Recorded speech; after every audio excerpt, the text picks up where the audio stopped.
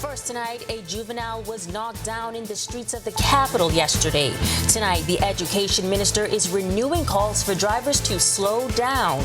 Plus, another homicide in the early morning hours, driving the murder count to 19. Police say details surrounding the shooting remain sketchy.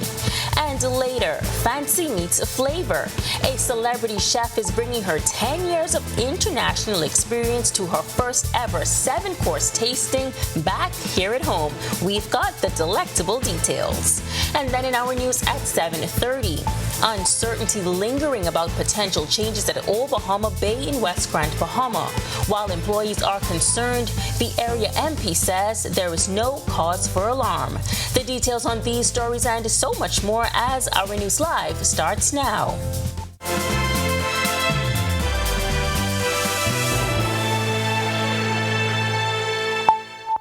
Welcome to Our News Live at 7. Thank you so much for joining us tonight. I'm Megan Shepard. A C.H. Reeves junior high school student was knocked down after school yesterday, according to Education Minister Glenys Hannah Martin. The issue is renewing the conversation of road safety, especially in school zones. Hannah Martin says the ministry has been collaborating with other relevant ministries to introduce road crossings, signage, and eventually crossing guards to increase pedestrian safety. In that particular area, you have two major high schools, highly populated, many on foot, hundreds, but it's also mixed in with a commercial area. It's a major thoroughfare, and so it requires, first of all, drivers in that area to have a heightened sense of precaution. I know we're all trying to get from point A to point B, but we don't want to take down children along the way. Hannah Martin could not give an update on the junior high school student's condition at the time. The Ministry of Transport partnered with the Bahamas Foundation for the implementation of pedestrian crossings in school zones. Hannah Martin says the ministry is aware of the urgency to address the vexing issue, specifically in the area of the Marathon Mall. She has this bit of advice for motorists. A lot of people seem anxious on the roads, because I drive myself a lot, and I see a lot of impatience, aggression. I know, people might be stressed out trying to get to point A to point B, but we have to manage ourselves on the roads. I try to do it for myself also. Meantime, a man is dead after being shot last night. Details are still sketchy, but police say it happened just after midnight. That's when a gunman walked into a business on Charles Vincent Street and opened fire before speeding off in a dark-colored Japanese car. The victim was shot several times and taken to hospital in a private car. He died a short time later in the hospital. This latest incident pushes the total homicide count to 19 for the year. A former government official and two other men denied charges in relation to the August 2024 murder of Philip Adderley. Adderley's body was found hog-tied with multiple stab wounds in waters near Stuart Cove's Dive, Bahamas. Prosecutors allege that Mario Bannister, the former manager-director of the Clifton Heritage Site, Dante Riley, and Christian Napier conspired to murder Adderley. Riley and Napier are accused of committing the murder on August 15th, while Bannister is alleged to have served as an accessory after the fact. The men, who are all on remand, denied the charges at their arraignment before Justice Guillermina Archer-Mins. The matter has been assigned to Justice Dale Fitzpatrick for trial and adjourned to April 4th. A Bahamian woman is currently in custody after being detained at Fort Lauderdale Hollywood International Airport. According to South Florida's Local 10 News, Lashara Smith was flagged by TSA on Tuesday due to issues with her ID, prompting the Broward Sheriff's Office to intervene. Smith and her husband, who had been living in the U.S. and raising a family since arriving from the Bahamas in search of a better life, were found to have overstayed their visas more than a decade ago. Immigration and Customs Enforcement agents subsequently took her into custody. Under U.S. federal law, individuals who overstay their visas are considered to be in the country illegally and face potential deportation. Our news team reached out to both Foreign Affairs Minister Fred Mitchell to inquire if they've made contact with the family. Mitchell stated, "The way consular matters work is that the individual must request assistance." He goes on to say he sent an inquiry to the Miami office. and he's working to get information from U.S. authorities. Well, spring break is a time college students look forward to every year. They trade their books to let loose and have some fun. But it's not all just about having fun. It's also about keeping them safe while here in country. Our Danielle Miller tells us how one company is pushing to change the spring break culture. Jet skiing, parasailing, or exciting boating adventures on the clear blue waters of the Bahamas is on the bucket list for thousands of spring breakers. But with the fun comes concerns. Stories of property damage, violent behavior, and tragic cases of missing students that are still unsolved. Unfortunately, the spring break season has gained sometimes a dreadful reputation. The city of Miami has launched a campaign to discourage spring breakers from visiting the South Florida city. Chris Cooper has worked in the maritime industry for more than 20 years, starting his journey as a crew member at Seahorse Sailing Adventures, and now serves as operation manager at the Sea Excursion Company. He says in recent years, he's witnessed a noticeable shift from the wild days of spring break. There's been more of, okay, let me just be a little cautious. Parents, have been more so talking and coming along with their teens and, young adults as well on these spring break vacations. As for the team at Seahorse Sailing Adventures, Chris says the team takes the necessary precautionary methods to ensure the students are safe. You're limiting the alcohol. You have to be vigilant because they're here to have fun, and sometimes they're not thinking about the repercussions or in the time, that things are actually happening in reality, what their decisions can bring on. So you kind of have to think for them, and you may have a complaint here or there, but we want you to go home safely, even if you have a few complaints about not getting what you want, but it's for the greater good. Reporting for Our News, I'm Danielle Miller. All right, thanks so much, Danielle. Well, beautiful weather earlier today to kick off the weekend. It's time now for your first look at temperatures with meteorologist Greg Thompson. Thanks, Megan. A happy TGIF, everybody. Few clouds on the outside right now, 74 degrees, a cool evening setting up for us. Your north winds bringing in those nice cooler air mass at 30 miles per hour, but it's feeling nice and cool. 70 degrees is what it feels like on the outside. Current temperatures around the islands right now, it is a cool 66 in Freeport, Grand Bahama, 68 over in Marsh Harbor, Abaco, as well as in Allenstown, Bimini. We pick up 71 in Great Harbor Key, 74. Nicholstown, Andros, and the capital over in Governor's Harbor, 76. Central Bahamas, 75 in Kemps Bay, Georgetown. We pick up 74, Arthurstown, Cat Island, Coburn Town, San Salvador, and Deadman's Key, all 76 there. And into the southeast Bahamas, 76 in Duncantown, Ragged Island, Colonel Hill, Crooked Island, Delectable Bay, and in Matthewtown in Agua. Abrahams Bay, Meguana, 74, and our good neighbors to the southeast, Tricks and Caicos Islands. Your temperature right now is at 75. Satellite radar composite, frontal boundary pushed through the capital early this afternoon, now racing towards the southeast, moved into the northwest Bahamas early this morning. Not much in terms of any weather associated with the boundary itself, but we do have a nice cool air mass moving in behind, courtesy of a high pressure system that's building across us. That will continue to invade the islands. We're looking for very nice conditions and lovely weekend setting up for us. Temperatures will stay in the 70s, then we start a warm up for early next week. That's your first look at weather. Stick with us. A look at your extended forecast is still to come. Coming up in sports, the madness is already overwhelming. We recap day one for Bahamians in the NCAA tournament and close out your weekend with the top plays of the week.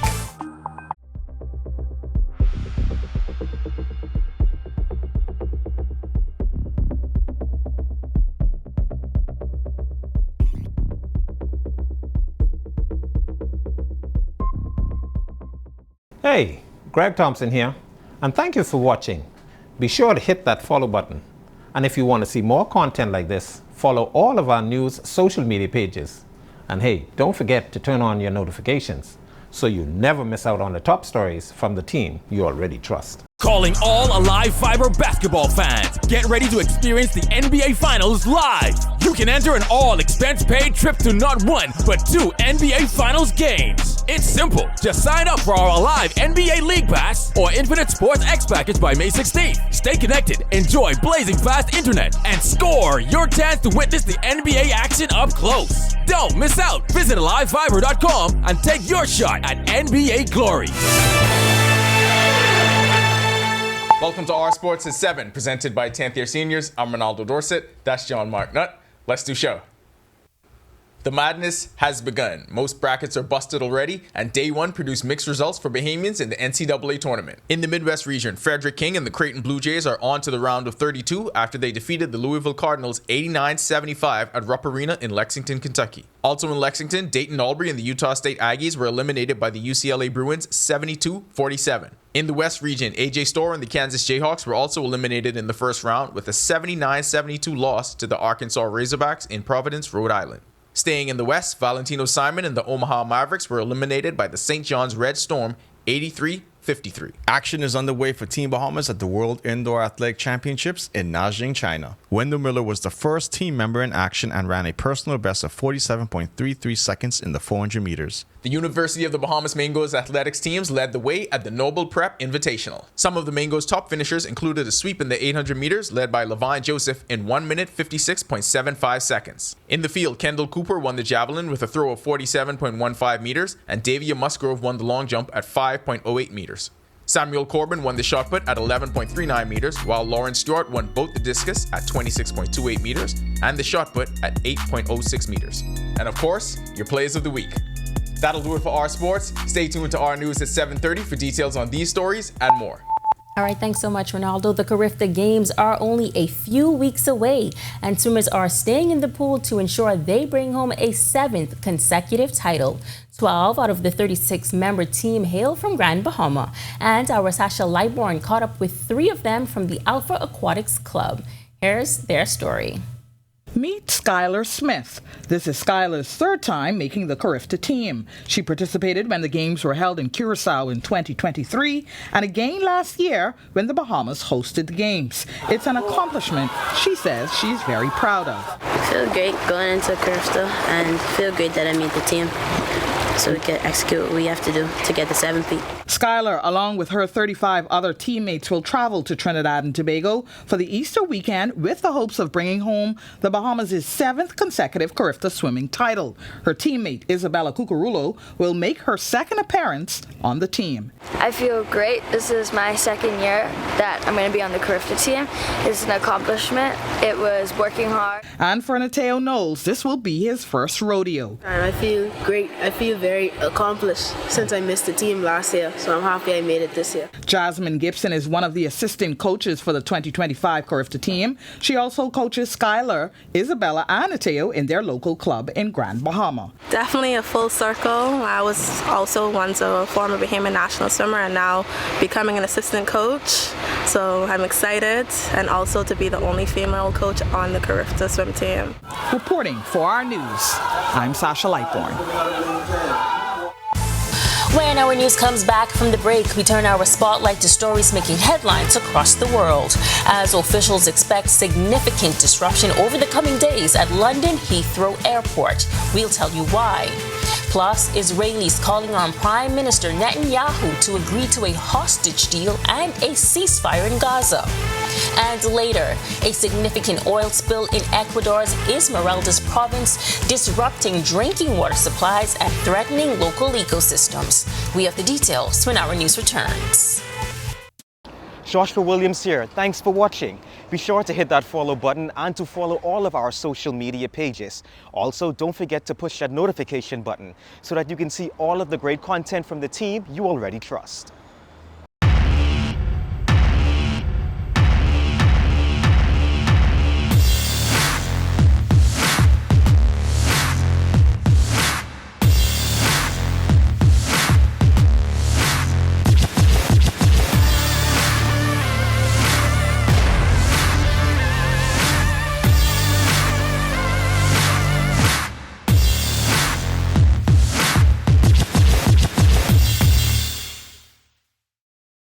Yo, what's good, my loyal viewers? Ronaldo Dorset of 10YS here. First of all, thanks so much for watching, but be sure to hit that follow button.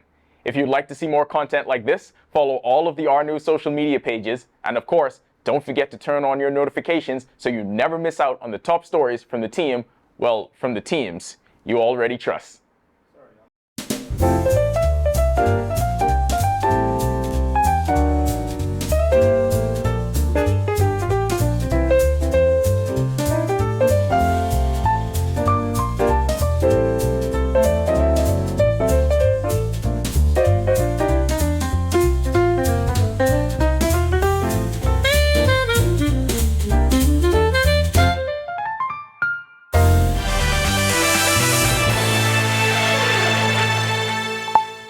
This is Our News. Welcome back. We turn our attention now to stories making headlines across the world.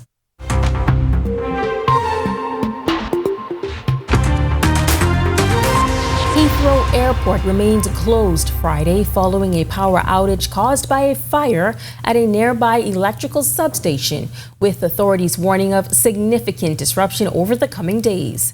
London's mayor confirmed the closure and the wider impact of the fire, which has affected businesses and left homes without power. The mayor acknowledged the frustration of thousands of travelers, residents, and commuters affected by the outage. According to tracking website Flight Radar 24, more than 1,300 flights have been affected, while customers have been told not to travel to the airport until further notice. Israelis took to the streets on Thursday evening, calling on Prime Minister Benjamin Netanyahu to agree to a hostage deal and a ceasefire in Gaza. Protesters gathered outside Netanyahu's residence before marching to the Prime Minister's office located in central Jerusalem. The families of hostages and supporters also gathered for a sing-along event in Safra Square. Netanyahu's decision to resume the Gaza war on Tuesday, with 59 hostages still held inside the enclave, has added fresh momentum to anti-government rallies, with protesters accusing his administration of continuing the conflict for political reasons. We're just a few days after the war was resumed in Gaza, and we're very worried about the fate of all the hostages, because we know that the military pressure puts a very, very large risk on their lives. My cousin Carmel was murdered because of the military pressure, and we know that there are more than 20 hostages still alive in captivity. We have to make sure that they're back alive. That's what we call for a permanent ceasefire and a deal that'll bring all the hostages, all 59 hostages, back home immediately, before and above anything else. U.S. President Donald Trump signed an executive order intended to essentially dismantle the Federal Department of Education, making good on a long-standing campaign promise to conservatives. The order would leave school policy almost entirely in the hands of states and local boards, a prospect that alarms liberal education advocates. The order will begin to eliminate the department, Trump said at a signing ceremony in the East Room of the White House. Shuttering the department completely requires an act of Congress, and Trump lacks the votes for that. The order follows the department's announcement last week that it would lay off nearly half of its staff.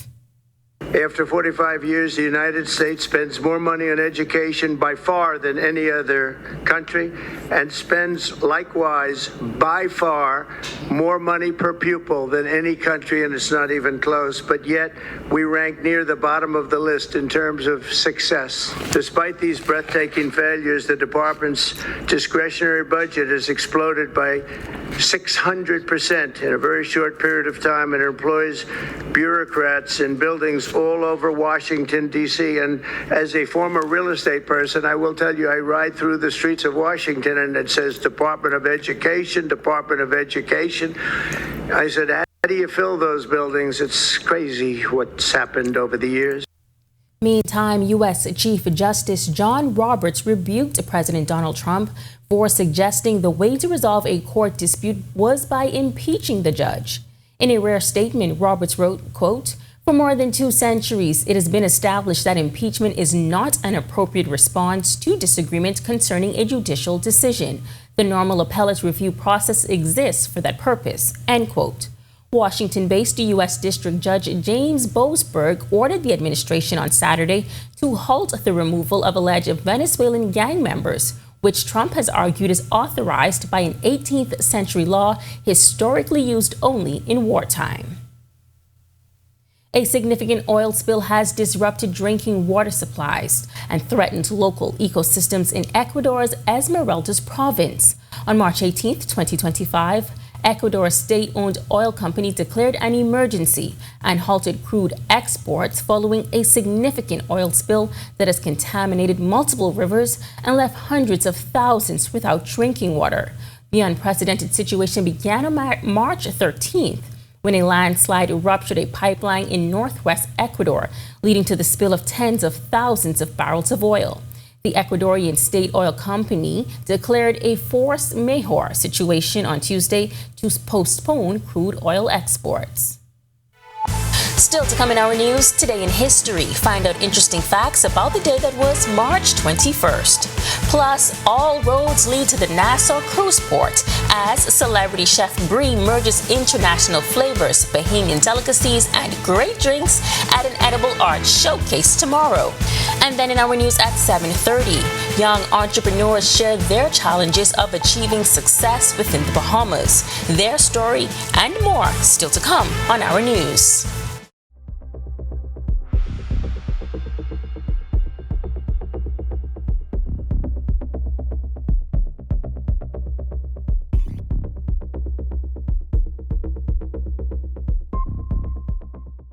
Grand Bahama is home to a unique economic arrangement, with that arrangement between government and the Grand Bahama Port Authority under scrutiny as tensions persist. It's not our direct responsibility to carry out these other things that people think we should be doing. We need this to be dealt with quicker than quicker and sooner than sooner. I have a vision for Grand Bahama, and my vision is actually bigger than my grandfather's ever was. Watch City in Focus, the story of Freeport with Italia Hall, starting August 7th only on RTV. Hey guys, Megan Shepherd here. Thank you so much for watching. Be sure to click that subscribe button if you want to see more content like this. Just click right over here. And don't forget to turn on your notifications so you stay up to date with content like this from the team you already trust.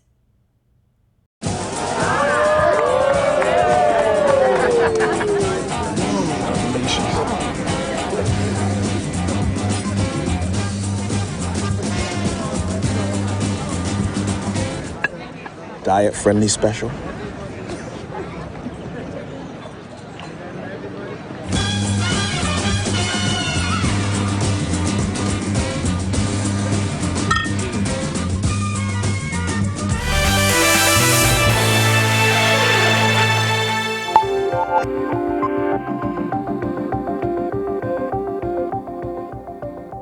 On this day in Bahamian history, in 1946, Kayla Lockhart Edwards was born in Duncantown, Ragged Island. She was a singer, songwriter, actor, and producer. For more than 30 years, Edwards produced numerous folklore shows and dramas to promote authentic Bahamian culture. Some of her theatrical plays and folklore presentations include Roots, Rhyme and Rhythm, and the ZNS broadcast show Mirror Mirror.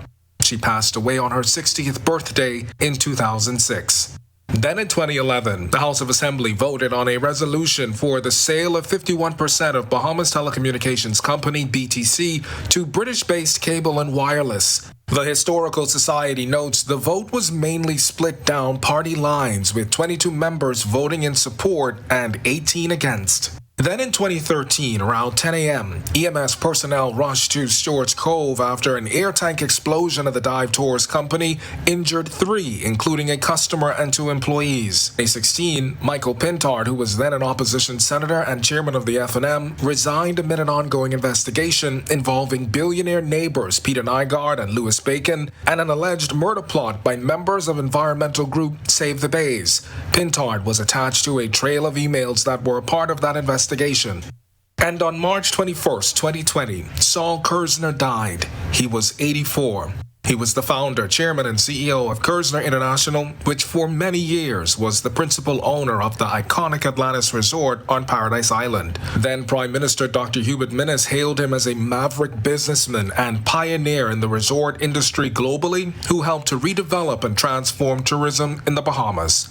Also in 2020, Our News reported on the first night of the 11-day curfew under COVID-19 emergency orders imposed by the Minnis-led administration. And finally, a year later in 2021, Grand Bahama saw the rollout of the COVID-19 vaccine. All right, well, prepare your taste buds for what owner and head chef of Authentique Delights is calling an edible art showcase. The celebrity chef has spent the past 10 years creating unique dishes across the United States, the south of France, and Europe. But now she's back home to host her first 7-course tasting menu, complete with drink pairings. Chef Bree says her motto is fancy meets flavor, but make no mistake, these portions will not just be fancy without substance. So we have the oxtail rangoon, which is, I don't even need to say no more. Every time I say it, people be like, yeah, I come in just for that. And then we have a palate cleanser, which is just some sorbet, passion lime sorbet. And then for the second course, we have confit. So how I came up with that idea was I was in a competition last year in Canada, Clash of the Chefs, and I wanted to pay homage to home. And one of my favorite dishes is crackung. It's like, well, how I can make this fancy, you know what I mean? The menu also includes lobster farced shrimp, grouper, truffle, mac and cheese, mutton and bourbon coconut, and more. Chef Bree has teamed up with the Nassau Cruise Port to provide the perfect atmosphere in the gallery and wine bar. Assistant Events Manager Aisha Roll says parking will be made available in and around the port. Tickets are available exclusively at authenticdelights.com. We do encourage everyone to pre-purchase because this is not a walk-up event. The chef does need to have a head count essentially as to what our capacity will be that night. But tickets are $175 per person for this 7-course decadent experience. Again, Nassau Cruise Port is the place to be, and we encourage everyone to come out and join us at the Gallery and Wine Bar this Saturday. All right, well, to watch that story again and for all of today's top stories, be sure to visit ournews.bs. That does it now for Our News at 7. Joining us now is our Brittany McDermott with the latest headlines. Brittany, happy Friday. Happy Friday, Megan, and thanks so much. Well, still to come on Our News at 7:30. Concerns are mounting at the Old Bahama Bay Resort in West End, Grand Bahama, and the Cable Bahamas group of companies is supporting Down Syndrome Awareness Month. Find out how. Here is your latest headlines. Sounding the alarm. First tonight on Our News at 7:30, concerns are mounting over operations at the Old Bahama Bay Resort in Grand Bahama. Officials are setting the record straight tonight. Plus, the education minister is on the record after another foreigner was appointed president of the University of the Bahamas. Hear her take on the matter straight ahead. And a man who is accused of killing his girlfriend's friend is denied bail. We've got the details from court proceedings. And later, rock your socks. Find out how the Cable Bahamas Group is supporting Down Syndrome Awareness Month and how you can join in supporting the cause. Our News at 7:30 is back in a moment.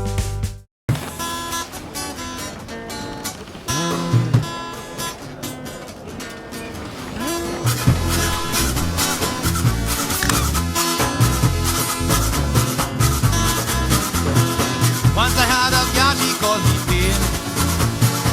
Left me in the cold and pouring rain.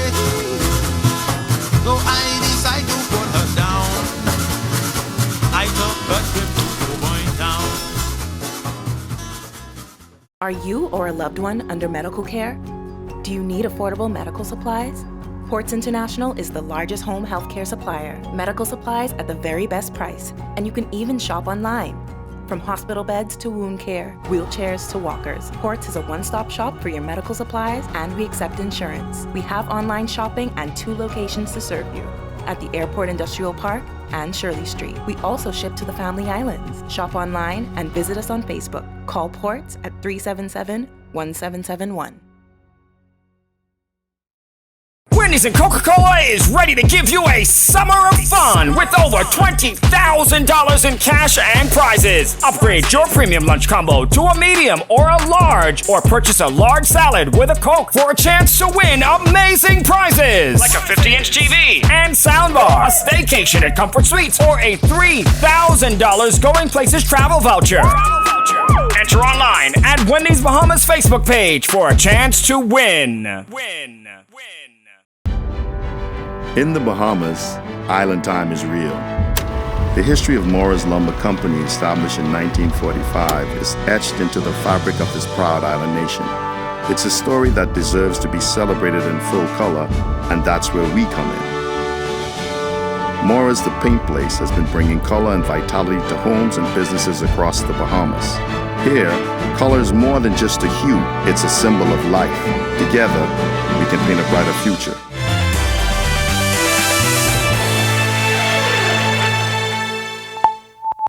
Welcome to our news and thanks for joining us. I'm Berthany McDermott in for Italia Hall. We begin in Grand Bahama tonight where concerns are mounting over operations at the Old Bahama Bay Resort in West End. The general manager seems uncertain about potential changes that could impact jobs at the hotel. However, the area member of parliament is saying there's no cause for concern. Italia Hall has the details in tonight's top story. In an exclusive interview, General Manager at the Old Bahama Bay Resort, James Culmer, told Our News that while occupancy rates are strong and are expected to be at full capacity every weekend until September, there are some challenges at the hotel. Although he did not provide specifics, he hinted that these issues could impact job security for employees. That hiccup can cause tourism here to suffer a bit. Okay, so I'm hopeful that it doesn't happen and we could continue on with no interference or no effect on the business. But I don't know if you've met the staff. Our staff are a good group of people who are really good at doing what they're doing. And right now, though, they're a little bit uncertain if they're going to be doing what they're doing in a matter of weeks. However, West Grand Bahama and Bimini Member of Parliament Kingsley Smith says the resort's owners are simply transitioning management and no jobs will be lost, nor will the property close. But this isn't the first time West End has faced economic uncertainty. Over the years, several proposed projects have failed to move forward, leaving many in the community discouraged. A little over a year ago, local business owner Sherika Smith expressed concerns about the economic climate in West End, saying slow business has made it difficult for entrepreneurs to remain open. It's extremely slow. And sometimes I say, I don't even know if I should open up. But because I watch my father open up every day, and his thing is, Sherika, make $1 a day. You know it counts. Make $1 a day. Meanwhile, Our News has obtained a letter by LRA OBB, the property's ownership group. The statement explains a structured transition plan is being implemented in collaboration with IVRC, a temporary licensee to ensure uninterrupted operations at the resort. The changes are expected to take place as of March 28th. The letter states that these changes aim to bring about a renewed era of economic development in Grand Bahama with a focus on elevating service standards, increasing exposure, growing revenue, and expanding opportunities for West End residents. Officials maintain that operations at Old Bahama Bay will continue without disruption. Reporting for Our News, I'm Italia Hall. Thanks so much for that report, Italia. The Rand Memorial Hospital is reaching out to the community for help amid an urgent need for blood. If you're eligible to donate, now is the time to act. Administrative Manager Angelica Campbell is appealing to the public to step up and donate. She says there's been a noticeable increase in the number of patients requiring blood, adding that every donation could make a life-saving difference. There are various persons who are in need. As you can see on the media, the WhatsApps, the Facebook, there are appeals going out all the time for relatives who are in hospital and they're in desperate dire need of blood. Our blood bank can't generate the blood enough to keep up with the pace of requests that we have. So we make that appeal to the public. Days after another foreigner was appointed president of the University of the Bahamas, Education Minister Glenys Hannah Martin is renewing her hope of Bahamians filling every role at every level in education. Earlier this week, the Board of Trustees of the University of the Bahamas announced the selection of Dr. Robert Bain III, effective July 1st. Hannah Martin shares what she believes is the university's focus. I think their concern is accreditation, and they're very want to ensure that that happens. Personally, I would love to see that we are able to say that we have capacity in this nation, that Bahamians are able to fill all positions of importance, including in the education sector. Back in 2022, Hannah Martin said she expected in short order a Bahamian would ascend to the top post. It came after the UB's Board of Trustees appointed Dr. Errol Rawlings. Today, Hannah Martin said government wasn't involved in this process. We would have been apprised before the announcement. It is a Board of Trustees. Okay. The University of Bahamas is governed by legislation, which specifically preserves autonomy for that academic institution, which is the norm of universities globally. A man is behind bars after he was accused of killing his girlfriend's friend. Prosecutors say 49-year-old Peter Johnson stabbed Berkeley Kerr to death on March 13th. The incident unfolded in the parking lot of Smith's Motel on East Street South. Johnson was not required to enter a plea to the murder charge when he stood before Chief Magistrate Roberta Reckley. Bail was denied, and the matter is expected to be sent to the Supreme Court on June 19th. Is it getting hard to live in our country? Do young Bahamians have a chance to make it? And can you open a business as a young professional? These are questions many young professionals have as they start their careers, but is there any hope? Speaking on RTV's On the Record, entrepreneur Carlo Ramsey, best known as the Jerk Spot owner Carlo Ramsey, who appeared as a guest on the Record with host Jerome Sawyer, says the high cost of living has made it impossible rather. You know, if you go and put your kids in private school, the lowest price is what, $7,000 a year. The elites go up to as much as $39,000 a year, and you're somewhere in the middle. Going to the food stores anywhere between $1,500 to $1,800 a month. Electricity, you're looking at about $400, $500 on the low end. It's a lot. One source of income per adult in the home still is not enough. And while these are realities for young Bahamians, especially entrepreneurs, Ramsey says there's no excuse for not knowing what's going on in the financial world, adding that financial literacy is key. It is important because that's the difference between you getting an opportunity and not getting an opportunity. When you have these grants and these loans and stuff that you apply for, you have to put together a perfect business plan. And if you're not financially literate, then you go in there halfway and you miss out on an opportunity. You might have a great business plan, but if your numbers doesn't make sense, the person that's reading the application is going to throw it to the side. And you're going to feel slighted, but you have to do what is necessary to qualify for these things. And financial literacy is the first step. If you visited any beach, chances are you've seen blue and silver boats with the distinctive police logo on their hulls patrolling the area.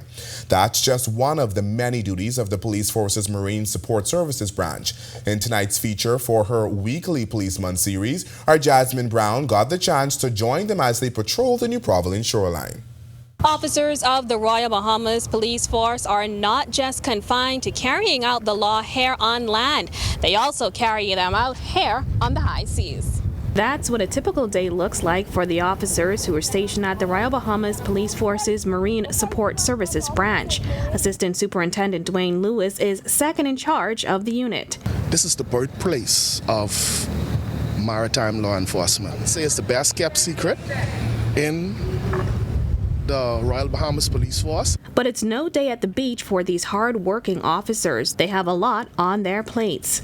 They're responsible for enforcing laws, protecting the community, conducting search and rescue operations, combating drug and human smuggling, as well as educating recreational boaters about maritime laws and boat safety. There are 17 high-powered boats in their fleet, and they are not just here in New Providence. Also operate under the OPBAT operation that's also ongoing 24/7.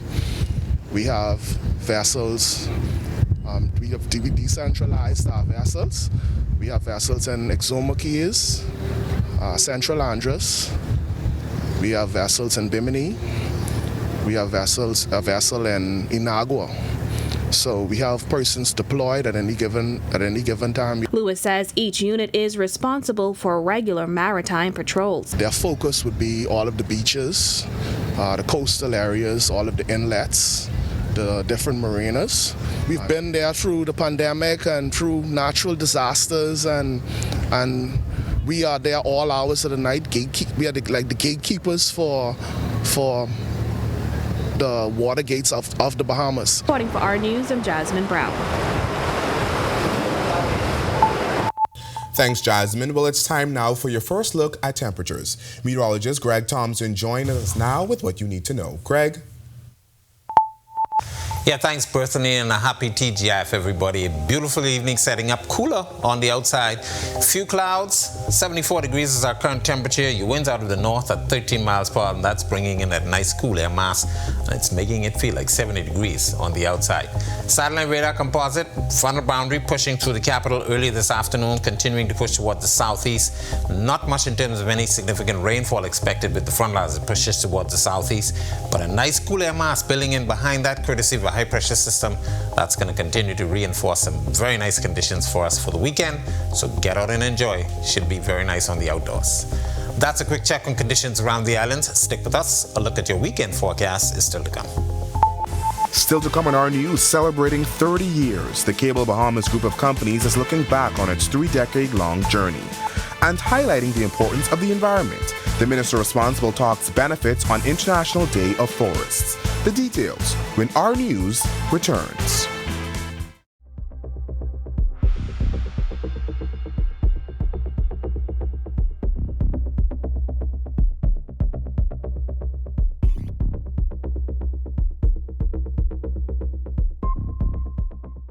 Hey, Greg Thompson here, and thank you for watching. Be sure to hit that follow button. And if you want to see more content like this, follow all of our news social media pages. And hey, don't forget to turn on your notifications so you never miss out on the top stories from the team you already trust. Calling all Alive Fiber basketball fans. Get ready to experience the NBA Finals live. You can enter an all-expense-paid trip to not one, but 2 NBA Finals games. It's simple. Just sign up for our Alive NBA League Pass or Infinite Sports X package by May 16th. Stay connected, enjoy blazing fast internet, and score your chance to witness the NBA action up close. Don't miss out. Visit AliveFiber.com and take your shot at NBA glory. Terms and conditions apply. It's good to be alive.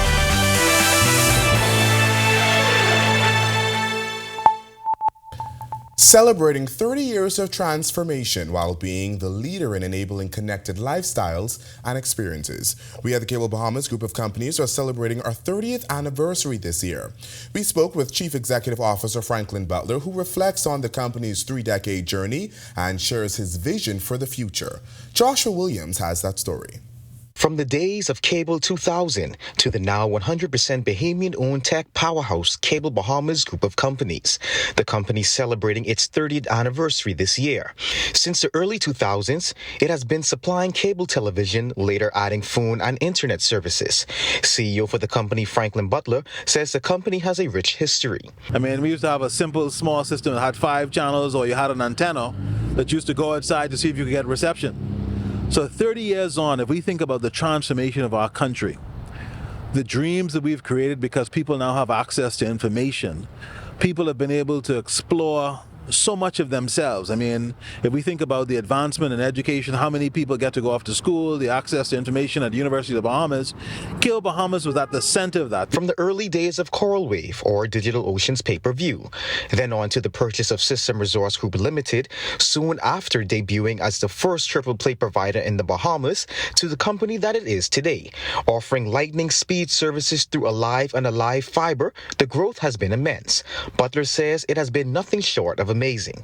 And if you think about that as the enabler, that has allowed us to do other things, as well as potentially security monitoring, as well as you now have to your homes, because before people used to cut the wires and et cetera, et cetera. So we've really transformed and been at the center of digital transformation. The company has now gone full steam ahead with its current project, Alive Fiber. We used to go on Napster and all these platforms and try to download data. We would set off 4 or 5 streams and see which one would complete so we could watch the video, listen to the song. But today you're not using the internet that way anymore. What you're doing is you're using gaming. You are sharing your screen with somebody else in another part of the world. You are on a video call talking with your colleagues in Zurich or in Jamaica. But that's not all. As the company celebrates 30 years, Cable Bahamas has something special planned with you in mind. Any customer who signs up for Live Fiber, I want you to know you can enter to win free round-trip tickets to your favorite destination, wherever Bahamas Air goes, if you sign up for Live Fiber. So I'm inviting you. We ain't just talking this celebration. We're sharing the love. We're making sure that you guys be a part of 30 years of transformation. Reporting for Our News, I'm Joshua Williams. Thanks, Joshua. Well, employees at the Cable Bahamas Group of Companies also pulling out their brightest, most colorful, and unique socks in support of the company's Rock Your Socks initiative, celebrating diversity and inclusivity while raising awareness for the Down syndrome awareness community. This fun initiative encourages everyone to embrace the unique talents and perspectives that people with Down syndrome bring, helping to create a more inclusive and positive society. Digital specialist Ashley Webb shared how this lighthearted but meaningful campaign fits perfectly with Cable Bahamas' core values. We believe in a world where everyone has the ability to thrive. And so people with Down syndrome, they come with unique talents and perspectives that they bring into our communities. And so it's really just all about fostering inclusivity and diversity within our communities. By shining a spotlight on those with Down syndrome, the company is reinforcing the importance of diversity in the workplace and beyond. Just trying to send the message of how important it is that we have diversity and inclusivity. And so people have different talents, they have different perspectives that they bring to the table. And so it's important that we just celebrate that message and make sure that we put it out there and that we stand behind it. Today is International Day of Forest, an annual observance recognized worldwide every March 21st, highlighting the importance of forests and their role in the environment. The Ministry of Environment and Natural Resources is also celebrating. In fact, this year marks the 10th anniversary of Forestry Awareness Week, which runs from March 17th to the 21st. Earlier this week in Grand Bahama, an event was held to educate the public on the significance of Forestry Awareness Week. Several students attended the sessions at the Rand Nature Center. State Minister for the Environment, Zane Lightbourne, shared more on the importance of the initiative and why it's important to pass this knowledge on to young people.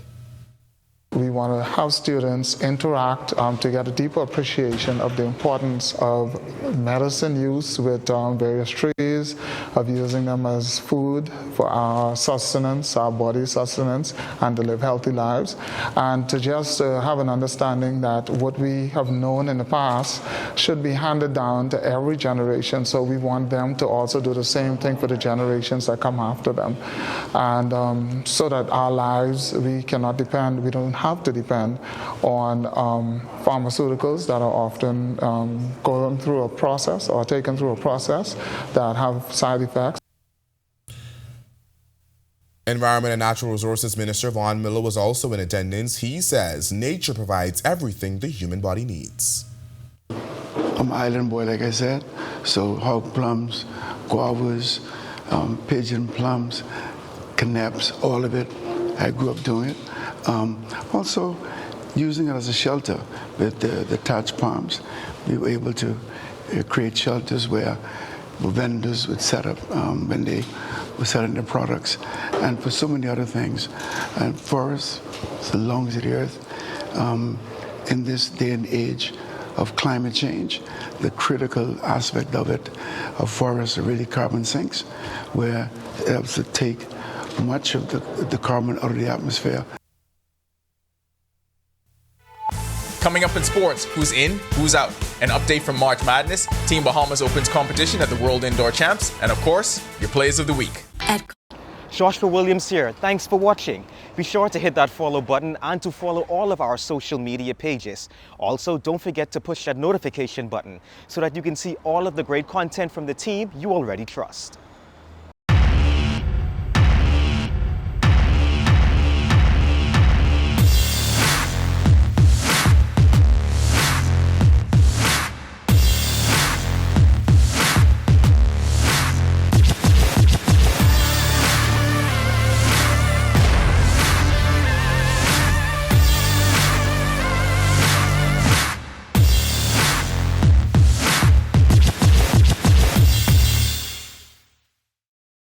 Yo, what's good, my loyal viewers? Ronaldo Dorset of 10YS here. First of all, thanks so much for watching, but be sure to hit that follow button. If you'd like to see more content like this, follow all of the Our News social media pages, and of course, don't forget to turn on your notifications so you never miss out on the top stories from the team, well, from the teams you already trust. Welcome to Our Sports, presented by 10th year seniors. I'm Ronaldo Dorset, that's John Mark Nutt. Let's do show. The madness has begun. Most brackets are busted already, and day one produced mixed results for Bahamians in the NCAA tournament. In the Midwest region, Frederick King and the Creighton Blue Jays are on to the round of 32 after they defeated the Louisville Cardinals 89-75 at Rupp Arena in Lexington, Kentucky. Up next will be a chance at the Sweet 16 in a matchup against the 4th-seeded Auburn Tigers Saturday night. Also in Lexington, Dayton Albury and the Utah State Aggies were eliminated by the UCLA Bruins 72-47. Albury finished with 12 points and a season-high 7 rebounds. In the West region, AJ Storr and the Kansas Jayhawks were also eliminated in the first round with a 79-72 loss to the Arkansas Razorbacks in Providence, Rhode Island. Storr finished with 15 points off the bench. Staying in the West, Valentino Simon and the Omaha Mavericks were eliminated by the St. John's Red Storm 83-53. Action is underway for Team Bahamas at the World Indoor Athletic Championships in Nanjing, China. Wendell Miller was the first team member in action and ran a personal best of 47.33 seconds in the 400 meters. Tomorrow for Team Bahamas, Kamir Rutherford will run in the prelims of the 60 meters, and on Sunday, Devin Charlton will look to defend the 60-meter hurdles title, while Anthea Charlton takes on the field in the long jump. Approximately 576 athletes from 127 countries are set to compete over the weekend to close out their indoor seasons. The University of the Bahamas Mangoes athletics teams led the way at the Noble Prep Invitational. Some of the Mangoes' top finishers included a sweep in the 800 meters led by Levine Joseph in 1 minute 56.75 seconds. 156.7, that's the season's best, a good season's best for me. I haven't run the 8 in like 2 seasons. My personal best is 153, but I'm glad to get this 156 because that means I still got it. In the field, Kendall Cooper won the javelin with a throw of 47.15 meters, and Davia Musgrove won the long jump at 5.08 meters.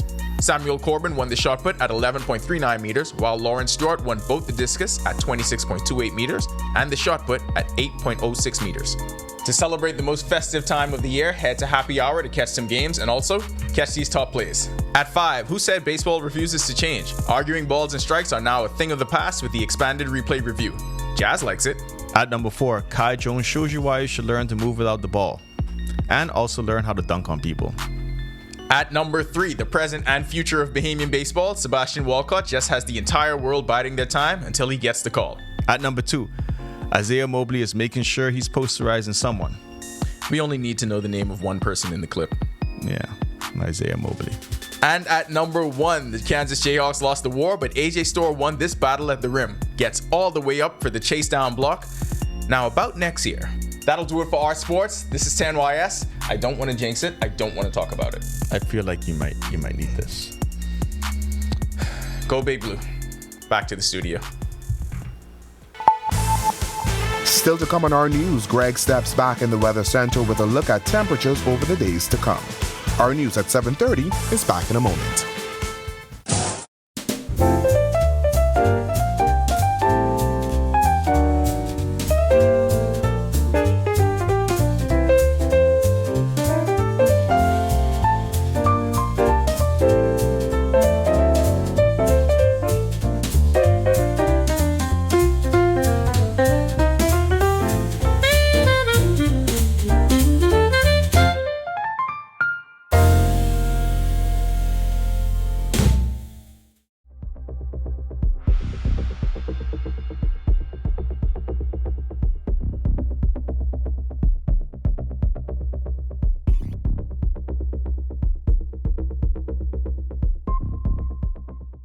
Grand Bahama is home to a unique economic arrangement, with that arrangement between government and the Grand Bahama Port Authority under scrutiny as tensions persist. It's not our direct responsibility to carry out these other things that people think we should be doing. We need this to be dealt with quicker than quicker and sooner than sooner. I have a vision for Grand Bahama, and my vision is actually bigger than my grandfather's ever was. Watch City in Focus, the story of Freeport with Italia Hall, starting August 7th only on RTV. Hey guys, Megan Shepherd here. Thank you so much for watching. Be sure to click that subscribe button if you want to see more content like this. Just click right over here. And don't forget to turn on your notifications so you stay up to date with content like this from the team you already trust.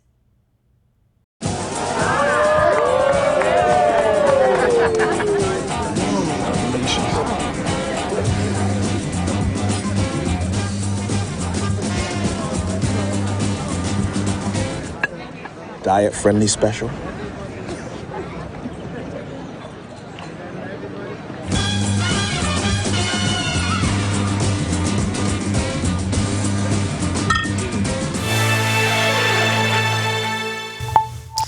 This is our news. Welcome back. Frontal boundary pushing through the northwest Bahamas earlier this morning, now pushing into the central Bahamas. Not much in terms of any significant rainfall with the frontal boundary. It's going to be continuing to fall apart and pushing towards the southeast. Behind that, a dry air mass courtesy of high pressure system building across the area. That will continue to keep our temperatures rather cool for at least another day before we start to see a warm-up, and then we do expect another front by early next week.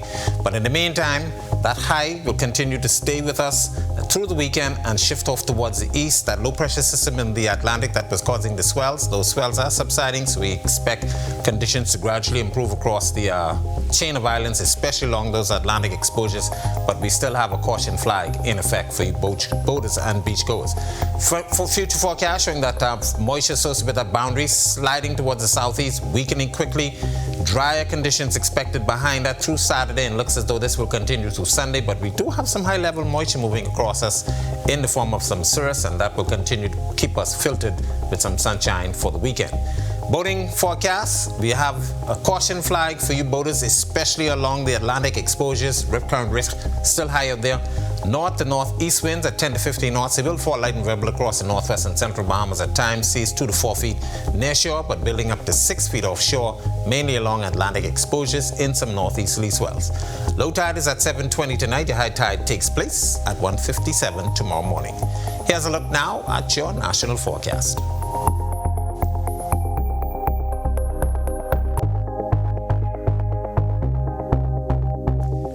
The extended forecast should be a pretty nice weekend setting up for us. We do expect some clouds to be lingering across the northwest Bahamas. 77s are expected on Sunday, then we expect that warm up. And of course, as I mentioned, another frontal boundary expected by Tuesday. Some showers in the forecast. That takes us into Wednesday, but it should be pretty nice for the upcoming week. That's a look at our weather. Make it a safe weekend, everybody. Thanks, Greg, and thank you for joining us for our news tonight on behalf of the entire team. I'm Berthany McDermott. We'll see you right back here tomorrow night. Make it a great weekend, everyone. Hi, and thank you for watching. I'm Italia Hall. Be sure and hit that like and subscribe button if you want to see more content like this. Click right over here. And don't forget to turn on your notifications to see more content from the team you already trust.